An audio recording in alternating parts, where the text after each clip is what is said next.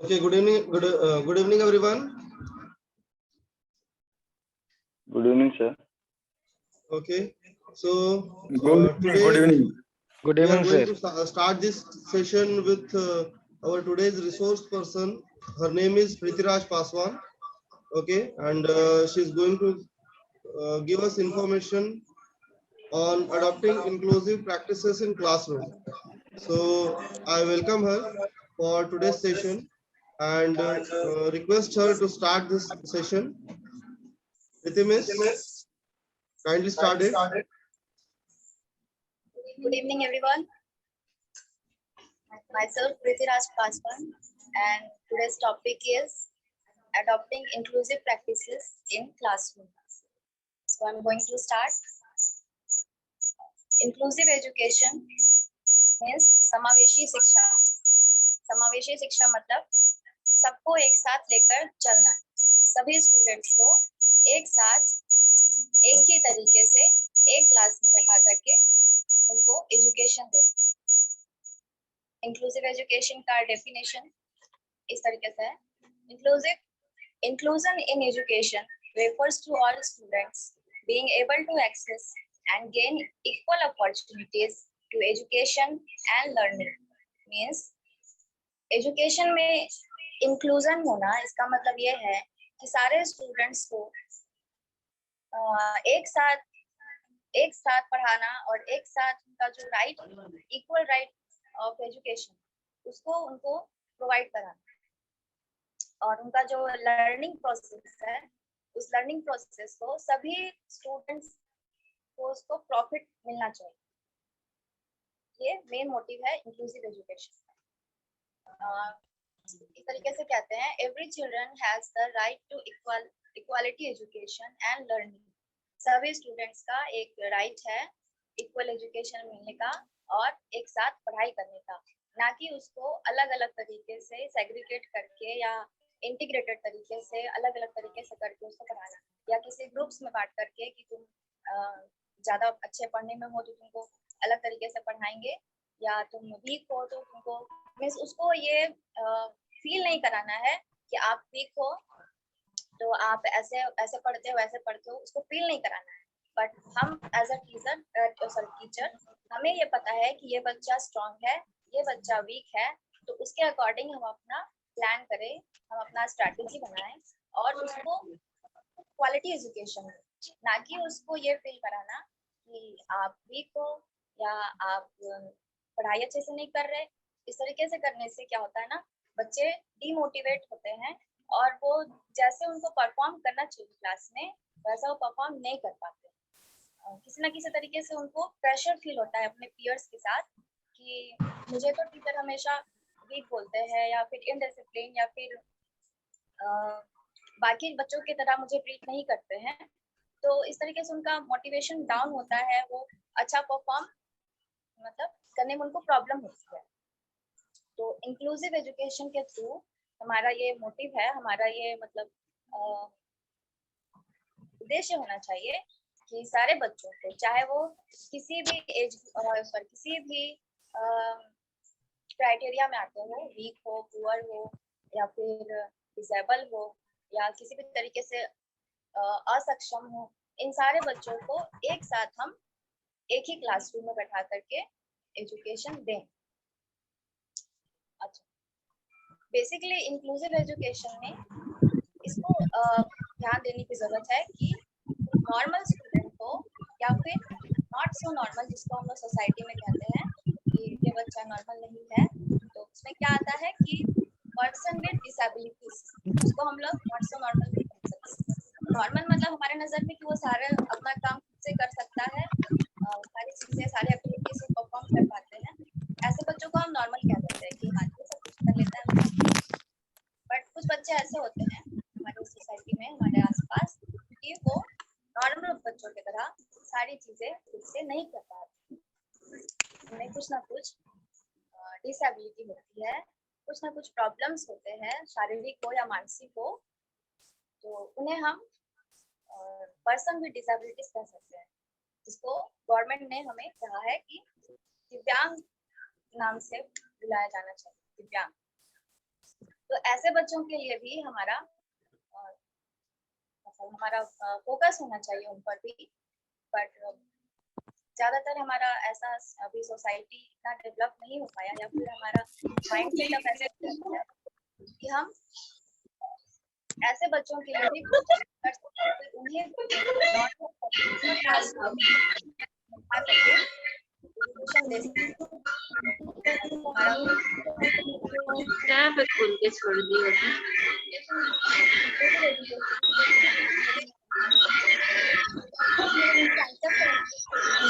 मेरा पहले कनाडा में, then followed by USA and then Great Britain. India में ये स्टार्ट हुआ था 1974। इसका नाम स्टैम्प पर रखा गया, integrated education for disabled children.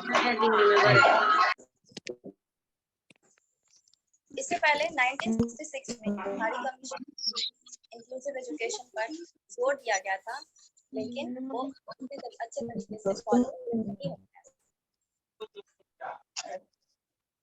इस इंक्लूसिव एजुकेशन के थ्रू हम ज्यादातर हमारा फोकस रहता है कि नॉर्मल बच्चों के साथ वो जो ऐसे बच्चे हैं जिनमें कुछ ना कुछ प्रॉब्लम है, कुछ ना कुछ डिसेबिलिटी है, उनको भी साथ में कुछ हो।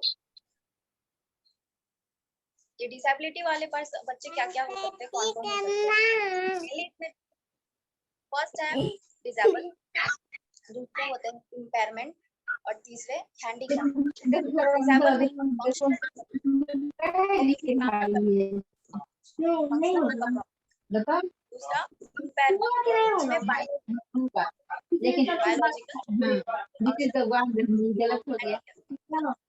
दूसरा नॉर्मल काम करना माया एक हैप्पी कैसे होगा? कंपेयर है तो क्या होगा? ये जो तीन हमारे कैटेगरीज हैं, इन तीनों कैटेगरीज के बच्चों को अगर हम चाहें तो अलग अलग तरीकों से, अलग अलग प्रोसेस के थ्रू उन्हें हम एजुकेट कर सकते हैं, उन्हें भी पढ़ा सकते हैं। इन बच्चों को एजुकेट करने का काफी सारे तरीके हो सकते हैं।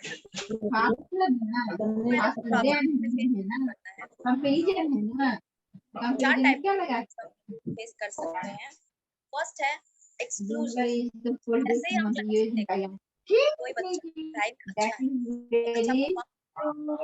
है, जैसे डांस क्या करते हैं, माइंड हमारा ये सेटअप रहता है कि बच्चा अच्छा है, ये बच्चा अच्छा है, इसे हम एक ग्रुप में बना लेते हैं और बाकी सारे बच्चों को एक्सक्लूड करते हैं। शायद ये हम जाहिर करते हैं या बच्चों के सामने नहीं भी जाहिर करते हैं, बट हमारा माइंड ऑटोमेटिक इस चीज को ले लेता है कि ये अच्छा बच्चा है, इसको और अच्छे से आगे बढ़ाना है, इसको तो और ध्यान देना। और इसके बाद जो बच्चे रह जाते हैं, जो शायद पढ़ाई में अच्छे नहीं है, या म्यूजिक में अच्छे नहीं है, या किसी भी क्षेत्र में अच्छे नहीं है, तो वो हमारा माइंड ऑटोमेटिक उसको एक्सक्लूड करता है, जो शायद हम चाहते हुए भी, ना चाहते हुए भी उस चीज को समझ सकते हैं हम। दूसरा होता है सेपरेशन, अलग कर देना। लाइक अच्छे बच्चों को अलग करना और जो नॉट सो अच्छे बच्चे हैं उनको अलग करना। ये नॉर्मल हर क्लासरूम का सिचुएशन होता ही होता है कि अच्छे अच्छे बच्चे एक साथ बैठेंगे, या जो बुरे बच्चे हैं उनको पॉइंट आउट करके उन पर ज्यादा फोकस रहता है कि बदमाशी नहीं करो, या डिसिप्लिन हो, या वीक हो। इसमें हम लोग उसको ये एहसास दिला देते हैं, ना चाहते हुए भी, कि आप बेटर स्टूडेंट्स के क्राइटेरिया में नहीं आ पा रहे हैं। तो ये तो नॉर्मल हो ही जाता है हमारा। थर्ड नंबर होता है इंटीग्रेशन।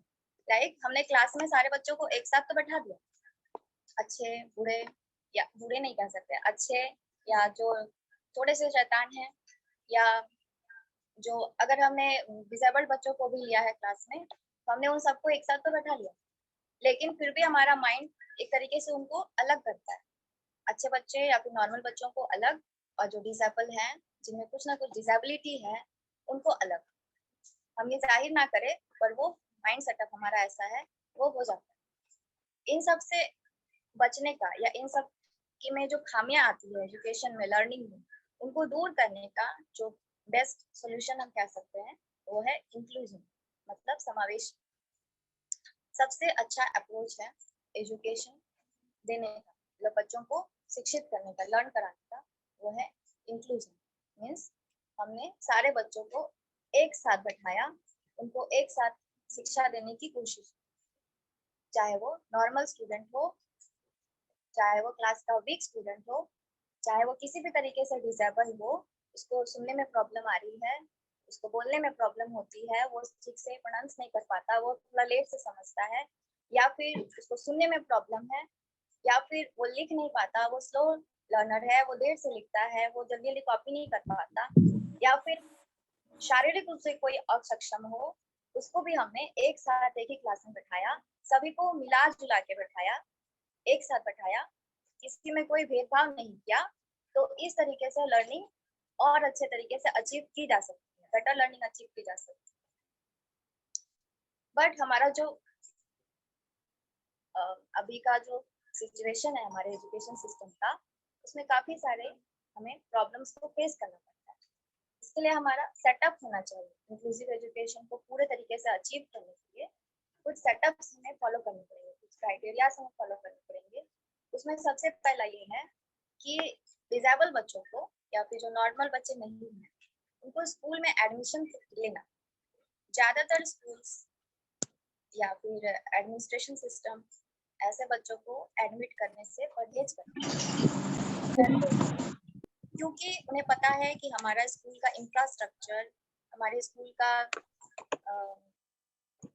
लर्निंग प्रोसेस या हमारा एजुकेशन जो सिस्टम है वहाँ पर ऐसा नहीं है कि उन बच्चों को बेटर एजुकेशन प्रोवाइड कर सके। इसलिए हम लोग डरते हैं ऐसे बच्चों को स्कूल में एडमिट करने से, क्योंकि हमें काफी सारे प्रॉब्लम्स फेस करने पड़ सकते हैं और हम उनको बेटर एजुकेशन भी नहीं दे पाए।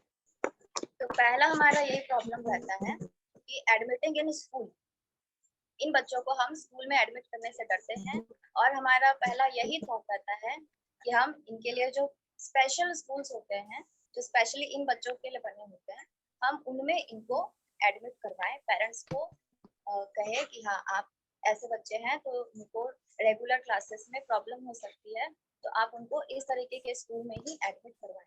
ये हमारा फर्स्ट सेटअप है जो सुधारने की जरूरत है, तभी तो इंक्लूजन पॉसिबल हो पाएगा। नहीं तो वो तो बच्चे अलग ही रहेंगे, अपने ही टाइप के बच्चों में रहेंगे, तो इस तरीके से इंक्लूजन पॉसिबल नहीं है। दूसरा है हमारा माइंड सेटअप। हमारा माइंड सेटअप बहुत इंपॉर्टेंट होता है। लाइक हमने बच्चे को एडमिट तो कर लिया, फर्स्ट प्रोसेस हमने अपना लिया, बच्चे को एडमिट किया, बट हमारा सेटअप ऐसा है, माइंड सेटअप, कि हम उसे दूसरे बच्चों के साथ में इंक्लूड करने से डर रहे हैं, या फिर हमें ये चीज नहीं पता कि हम उस स्पेशल बच्चे को किस तरीके से ट्रेन करें, किस तरीके से पढ़ाएं, किस तरीके से उसे इंस्ट्रक्शंस दे कि वो समझ पाए उस चीज को, और हमारा जो जो हम देना चाहते हैं वो उसको समझ सके और ग्रहण कर सके।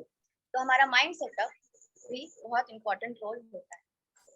एंड अक्सर हम ये देखते हैं कि हमने कोई स्पेशल पर्सन देखा, लाइक हमने किसी इंसान को व्हील चेयर पर देखा, या फिर इस तरीके का इंसान अगर हम देखते हैं अपने सोसाइटी में, अपने आसपास, तो हम उसको ये महसूस करा देते हैं किसी ना किसी तरीके से कि हाँ आप हमारे से अलग हो, यू आर डिफरेंट।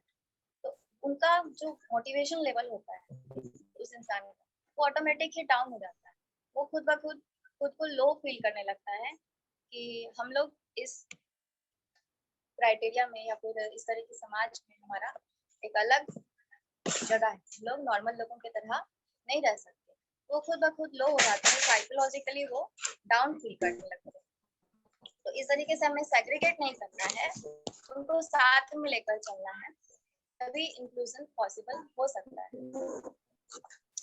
और इसके अलावा और क्या होना चाहिए? टीचर्स को ट्रेन करना।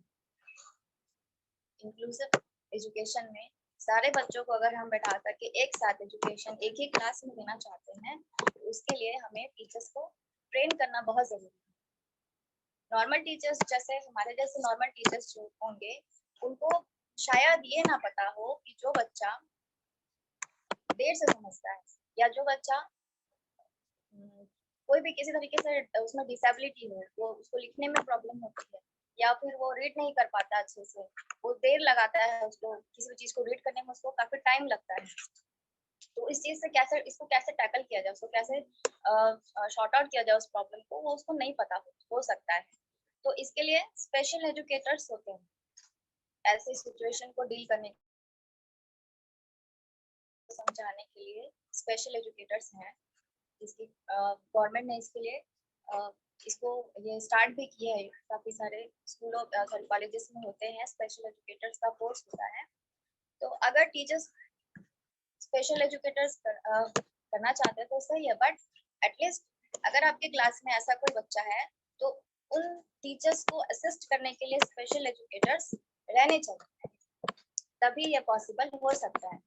नहीं तो जाहिर सी बात है क्लास में प्रॉब्लम होंगी, क्योंकि हमारा एक लिमिट सेट होता है क्लास का, हमारा एक बाउंडेशन है कि हम इस इतने पर्टिकुलर टाइम में ही एक क्लास में रह सकते हैं।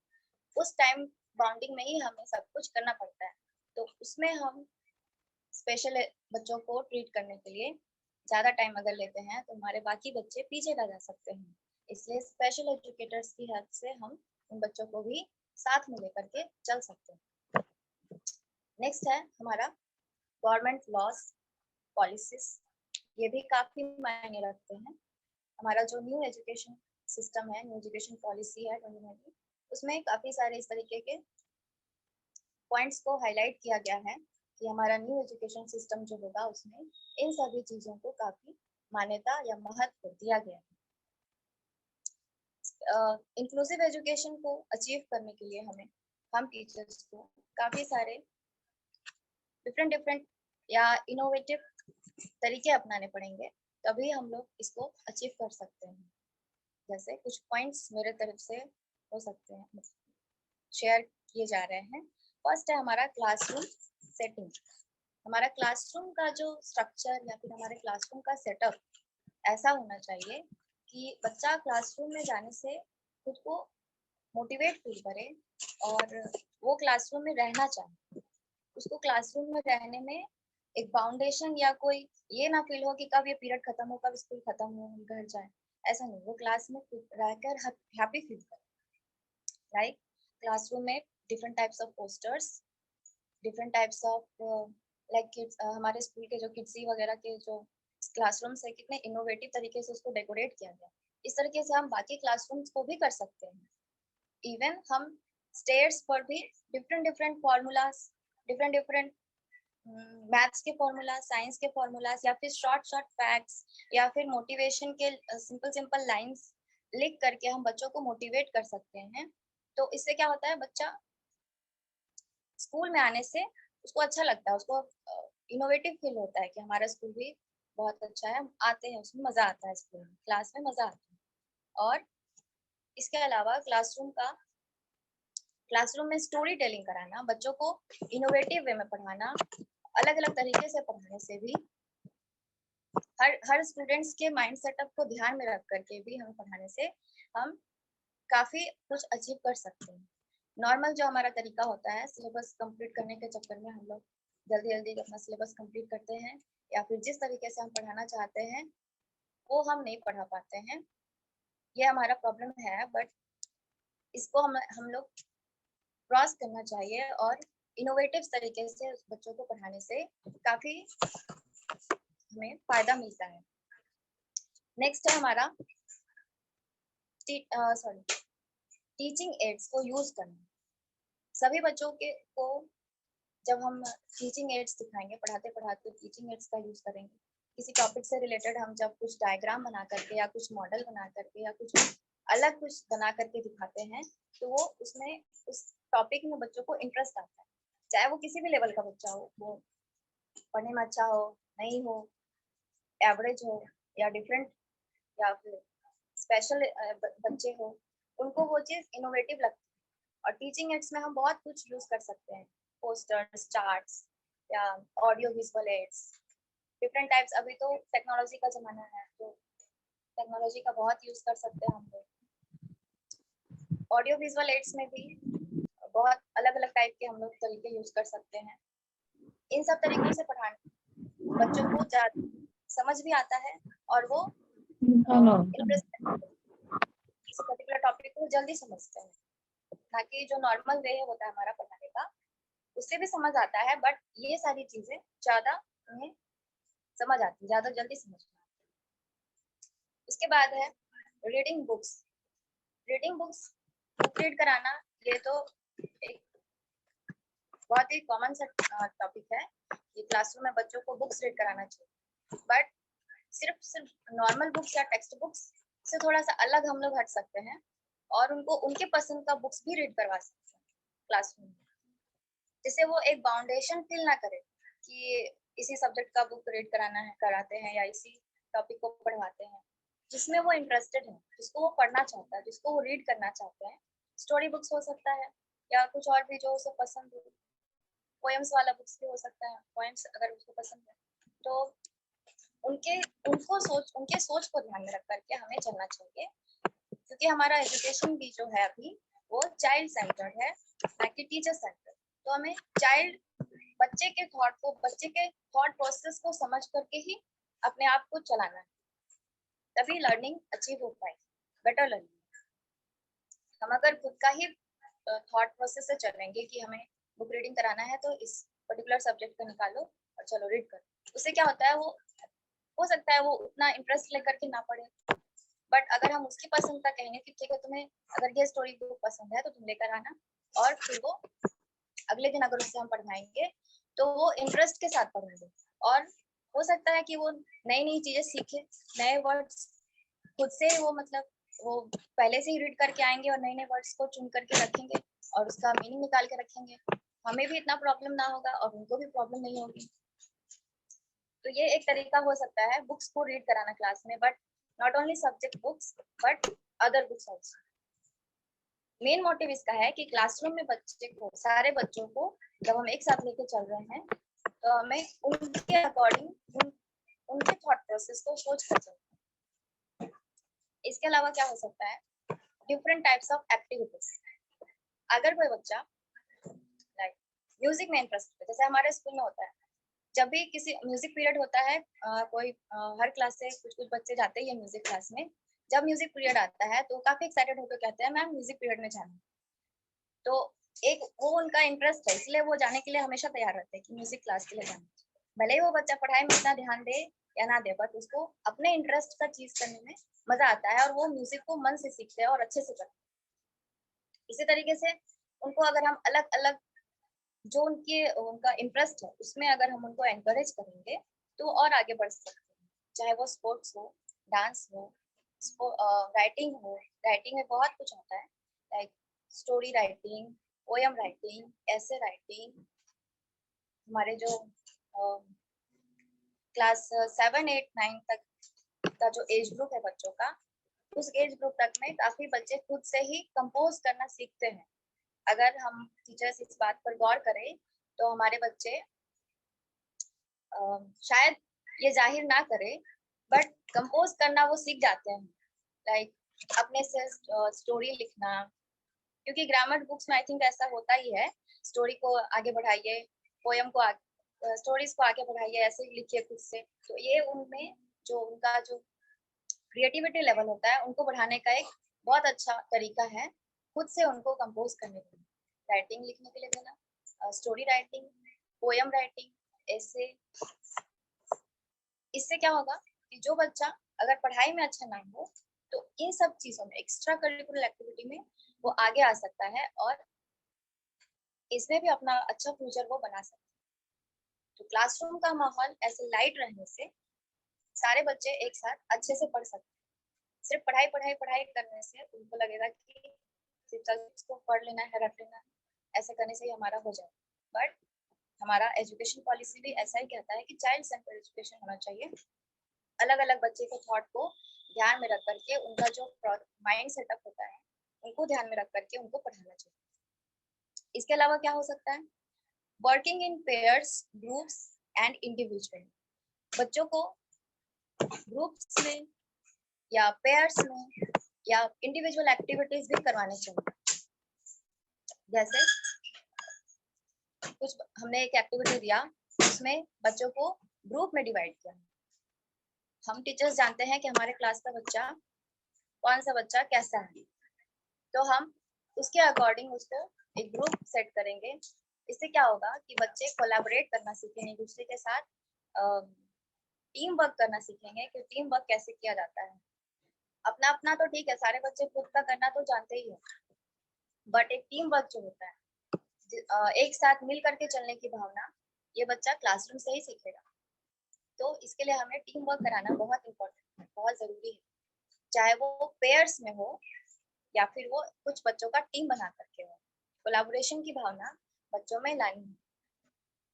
इसके अलावा role play and appreciate their point of view also. These are most important points, जिसको शायद हम नेग्लेक्ट कर देते हैं, बट ये भी काफी इम्पोर्टेंट होते हैं। रोल प्ले कराना मीन्स किसी एक टॉपिक को हमने सेलेक्ट किया और उसमें बच्चों को रोल प्ले करना सीखना है। ये ज्यादातर हिंदी में हम देख सकते हैं, एकांकी होता है।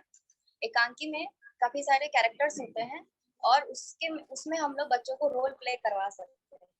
तो माहौल क्लासरूम का लाइट बना सकते हैं कि बच्चे ने लाइंस भी बोलना सीखा, उसने अगर एक्टिंग में इंटरेस्ट है वो एक्टिंग भी सीख रहा है और अपना एजुकेशन भी, लर्निंग भी वो कर रहा है।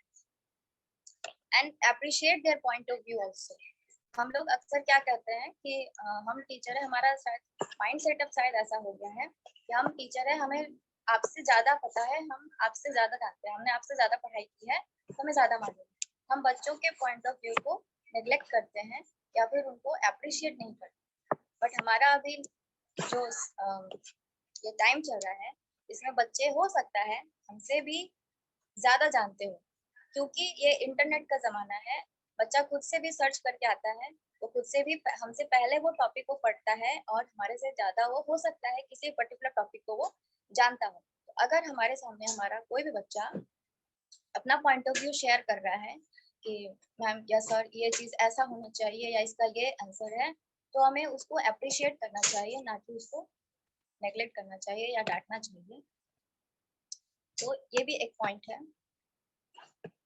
Focus on abilities not on डिसएबिलिटीज। बच्चे के जो एबिलिटीज, जो योग्यताएं हैं, जिसको वो अच्छे से कर सकते हैं, हमें उस पर फोकस करनी चाहिए और ना कि उसके डिसएबिलिटीज पर, कि तुम ये नहीं कर सकते हो, तुम्हारा इसमें कम मार्क्स है, ये वो। इन पर हम फोकस तो करेंगे बट अलग तरीके से उनको जाहिर करेंगे तो वो डीमोटिवेट होते हैं।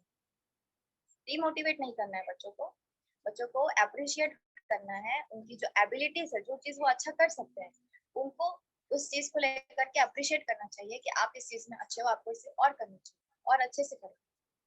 इस तरीके से वो बेटर लर्न करना सीखेगा। वो भी चाहेगा कि हाँ, हमें इस चीज में अप्रिशिएशन मिलता है, तो इस चीज को अच्छे से किया जाना चाहिए। इस तरीके से हम क्लासरूम में इंक्लूसिव एजुकेशन को सक्सेसफुल बना सकते हैं। राइट, ये एक बहुत ही इम्पोर्टेंट टॉपिक है और बहुत ही चैलेंजिंग टॉपिक होता है क्लासरूम में इंक्लूसिव एजुकेशन को फॉलो कर पाना। बट अगर चाहे टीचर तो वो कर सकता है। काफी सारे इसमें प्रॉब्लम्स हैं, बट उन प्रॉब्लम्स को टैकल करते हुए हम इस चीज को अचीव कर सकते हैं क्लासरूम में इंक्लूसिव एजुकेशन। आई थिंक मेरा ये टॉपिक यहीं पर एंड होता है। Thank you everyone for listening me. अगर आपको कोई क्वेरीज हो तो आप पूछ सकते हो।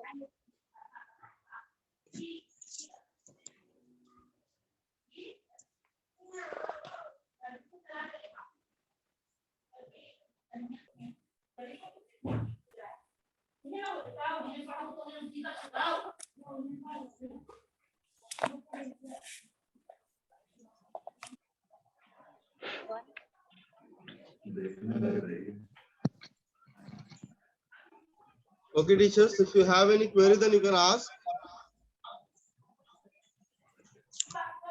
No, sir. ठीक है श्याम सर, कोई क्वेरी नहीं है.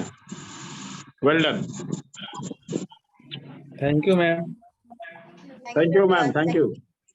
Thank you, ma'am. Thank you, ma'am. Thank you, ma'am.